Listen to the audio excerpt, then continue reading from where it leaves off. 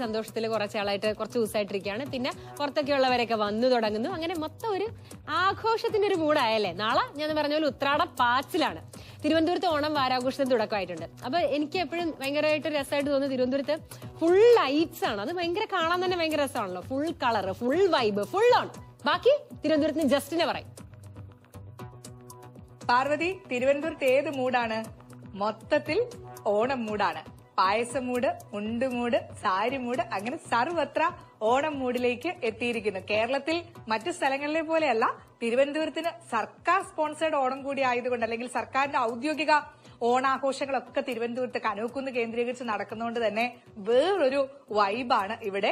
ഇന്നെന്തായാലും ഔദ്യോഗികമായിട്ട് സംസ്ഥാന സർക്കാരിന്റെ ഓണം വാരാഘോഷം മുഖ്യമന്ത്രി ഉദ്ഘാടനം ചെയ്തു. നല്ല അടിപൊളി മുണ്ടൊക്കെ എടുത്ത് ബേസിൽ ജോസഫും ജയൻ രവിയും ഒക്കെ എത്തിയിട്ടുണ്ടായിരുന്നു. അപ്പോ മൊത്തത്തിൽ ഭയങ്കര കളറായിട്ടുണ്ടായിരുന്നു. അങ്ങനെ ബേസിലിനെ കാണാനും ജയൻ രവിയെ കാണാനും ഒക്കെ ഒരുപാട് പേര് ഇന്നത്തെ ദിവസം കൂടിയിട്ടുണ്ടായിരുന്നു. ഇനി അങ്ങോട്ടേക്കുള്ള ഒരാഴ്ച എന്ന് പറഞ്ഞാൽ വളരെ കളർഫുൾ ആയിരിക്കും.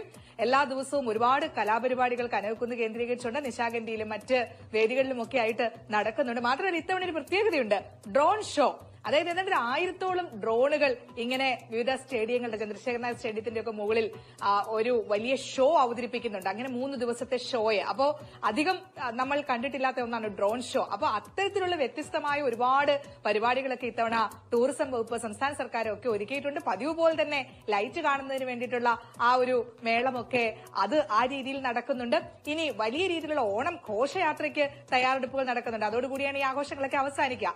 ഇനി എല്ലാ ദിവസവും ഇങ്ങനെ കനകക്കുന്നിലേക്ക്, പരിസര പ്രദേശങ്ങളിലേക്കൊക്കെ ആളുകളുടെ ഒരു ഒഴുക്കായിരിക്കും ലൈറ്റ് കാണാൻ, വിവിധ കലാപരിപാടികൾ ആസ്വദിക്കുന്നതിന് വേണ്ടി. അതോടനുബന്ധിച്ച് ഫുഡ്, മറ്റ് ഷോപ്പിങ്ങിനുള്ള സംവിധാനങ്ങൾ, ഇങ്ങനെ പലതരത്തിലാണ് നഗരം അങ്ങ് കളർഫുൾ ആയിട്ട് മാറിയിരിക്കുന്നത്. അപ്പോ മറ്റ് സ്ഥലങ്ങളിൽ നിന്നുള്ള ആളുകൾക്കൊക്കെ തിരുവനന്തപുരത്തേക്ക് വരാം, ശരിക്കും പറഞ്ഞാൽ ഈ ഓണാഘോഷമൊക്കെ പങ്കെടുക്കുന്നതിന്. എന്തായാലും ഔദ്യോഗികമായിട്ട് സംസ്ഥാനത്തിന്റെ ഓണാഘോഷങ്ങൾക്ക് തുടക്കം കുറിച്ചിരിക്കുന്നത്. ഇനി അങ്ങോട്ടേക്ക് എല്ലായിടങ്ങളിലും, തിരുവനന്തപുരത്ത് മാത്രമല്ല സംസ്ഥാനം ഒട്ടുക്ക് വളരെ കളർഫുൾ ആയിട്ടുള്ള ഒരു ഓണം മൂഡിലേക്ക് തന്നെ നമ്മൾ കടക്കുകയാണ്. നാളെ ഉത്രാട മൂടാണ്, അത് കഴിഞ്ഞാൽ പിന്നെ തിരുവോണ മൂട്. അങ്ങനെ വളരെ അടിപൊളിയായിട്ട് ഓണം ആഘോഷിക്കാനുള്ള തയ്യാറെടുപ്പിലാണ് എല്ലാവരും. ജസ്റ്റിനെ പറയുമ്പോൾ ജസ്റ്റിനേക്ക് തന്നെ സഹിക്കാൻ ചിരിച്ച് ഭയങ്കര ശരിക്കും ആ ഒരു ഓളത്തിലേക്ക്, ഉത്സവത്തിലേക്കൊക്കെ